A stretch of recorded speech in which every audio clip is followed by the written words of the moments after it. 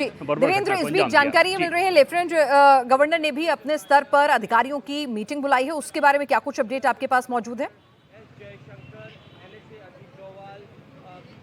देखिए, आज जब गृहमंत्री अमित शाह लौट के आ गए, कल गृहमंत्री अमित शाह ने एक सिक्योरिटी रिव्यू मीटिंग की थी और श्रीनगर में, उसके बाद आज जब वो लौट के आ गए तो उसके बाद जम्मू कश्मीर के उपराज्यपाल ने एक high level security meeting Jammu Kashmir को लेकर बुलाई, जिसमें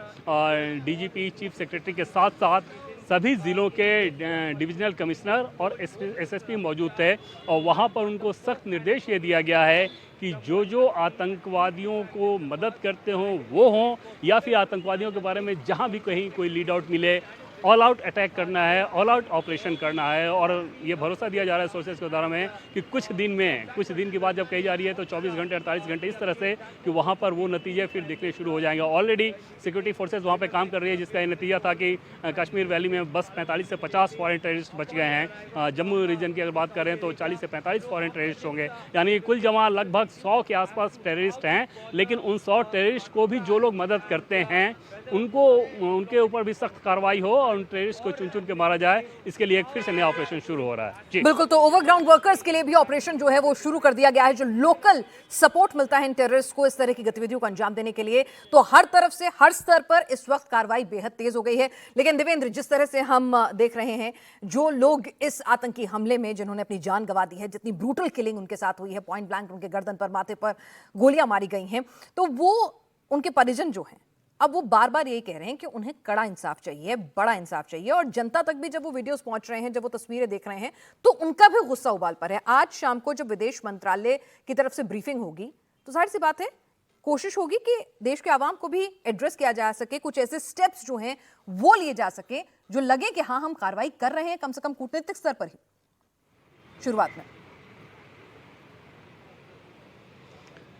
जी हाँ, बिल्कुल, उसमें वो बहुत ज़रूरत है उस बात की कि एक भरोसा, एक ट्रस्ट जो है, जो कि ऐसे अटैक के बाद थोड़ा सा शक अगर किसी का होता है तो उसको किस प्रकार से मजबूती दिया जाए, उसकी ज़रूरत है। और वो इस बात का एहसास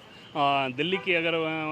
पावर कॉरिडोर की बात करें तो यहाँ भी है, जम्मू कश्मीर के पावर कॉरिडोर की बात करें तो वहाँ भी है। और यही इंस्ट्रक्शन भी दिया जा रहा है कि इस तरह से ऑपरेशन करना शुरू किया जाए, जिससे लोगों को फिर से ये समझ में आ जाए और ये भरोसा फिर से, अथवा शेक भी हुआ हो तो वो तुरंत कायम हो जाए कि जो कुछ भी आतंकी घटना को लेकर जो जिम्मेदार हैं, प्रत्यक्ष या अप्रत्यक्ष, उनको उनके अंजाम तक पहुंचाने के लिए दोनों ही जगह का सिस्टम पूरी तरह से एक्टिव है और उसके रिजल्ट बहुत जल्द नज़र आने शुरू होंगे। एक बार जब आज तो कुछ केसेस आपने सुने भी, तो अगर इस तरह के रिजल्ट जैसे आने शुरू होते हैं तो स्वाभाविक तौर पे आतंकवादियों के सामने फिर और कोई चारा नहीं बचता सिवाय अपना मुंह छिपा के भागने का। बिल्कुल, कुछ ऐसे भी फैसले लिए जा सकते हैं जैसे पाकिस्तान जो आर्थिक रूप से बहुत कमजोर हो चुका है, तो वहां पर भी उसे चोट की जा सके। कुछ डिप्लोमेटिक टाइज जो हैं वहां पर भी कुछ अहम फैसले लेकर एक मजबूत मैसेज जो है वो इंटरनेशनल कम्युनिटी में और पाकिस्तान को दिया जा सके। और साथ ही साथ जो एक्शन होगा, जिस तरह की कार्रवाई होगी, वो क्लासिफाइड होती है, जैसा लगातार देवेंद्र आप भी कह रहे हैं कि वो डिस्क्लोज नहीं होते हैं उस तरह के एक्शन, वो एक्शन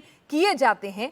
उन विकल्पों पर भी इस वक्त विचार चल रहा है। घंटे भर का वक्त जो है, अभी सीसीएस की जो बैठक है उससे ज्यादा से वक्त हो गया है, चल रही है चिंतन मंथन उन तमाम विकल्प पर चल रहा है। लेकिन देवेंद्र, हम इतिहास के पन्ने खंगालें तो जब जब इस तरह के कायराना आतंकी हमले हुए हैं, मोदी सरकार ने मुंह तोड़ जवाब दिया, घर में घुसकर जवाब दिया, उससे गुरेज नहीं किया है। और विदिन, अगर हम टाइम स्पैन देखें, 5, 10, 13 दिन के अंदर अंदर एक्शन लिया है। तो इस बार भी जल्द ही एक बड़ी कार्रवाई की उम्मीद करें, कम से कम जल्दी होगा एक्शन। जी हाँ, दो जो बड़ी कार्रवाई हुई थी उसमें 12 दिन 13 दिन के अंतर पे ही वो कार्रवाई की गई थी। और लेकिन इसमें कोई पैटर्न समझ में आ जाए पाकिस्तान के, क्योंकि पाकिस्तान के एस्टेब्लिशमेंट को भी बखूबी मालूम है कि इस तरह की घटना तो उसने करा दी, लेकिन इसके बाद जो रिटेलिएशन होगा वो कुछ बहुत बड़ा, बहुत भयानक हो सकता है। जैसे विंग कमांडर अभिनंदन के केस को की बात कर लें तो तब सोर्सेज ने बताया था कि अभिनंदन वाली घटना होने के बाद भारत की फ़ौज इस तरह से एग्रेसिवली अपना मूवमेंट कर रही थी कि पाकिस्तान में तो कराची, लाहौर जैसे शहरों में रात की लाइट ऑफ करने के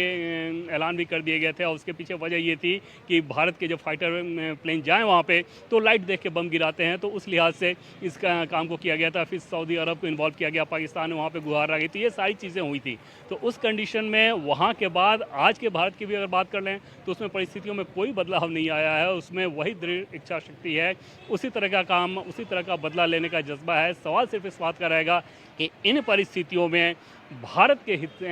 हित में, भारत के इंटरेस्ट में कौन सा ऑप्शन सबसे बेहतर है और उस ऑप्शन पे विचार करके उस काम को अंजाम दिया जाएगा। सीसीएस की इस बैठक में इन्हीं सारे पहलुओं पे चर्चा हो रही है कि आखिर क्या क्या किया जा सकता है, क्या करना ठीक रहेगा और कौन सा काम ऐसा किया जाए तो सबसे ज़्यादा मारक होगा। और सीसीएस की इस बैठक को अगर आप देखें तो इसमें आपको अलग अलग तरह के माइंड एकदम से समझ में आएंगे कि उतना बड़ा बुके है और उतने सारे ऑप्शन वहाँ पे आ रहे होंगे। जैसे गृह मंत्री अमित शाह, जो कि किसी भी हद तक कोई हार्ड लाइन लेना हो देश के लिए तो उस विकल्प को आजमाने में वो तनिक भी हिचक नहीं दिखाते, वो उनके तरफ से वो ऑप्शन जाएगा। दूसरी तरफ एनएस अजीत डोभाल की अगर बात करें तो रणनीति बनाने में उनका जवाब नहीं, तो उस तरह के एक्सपर्टाइज के साथ उनके तरफ का ऑप्शन होगा। और विदेश मंत्री एस जयशंकर की बात करें तो विदेश मोर्चे पे बेहद काबिलियत वाले व्यक्ति माने जाते हैं, तो उस तरह के एक्सपर्टाइज के साथ उनका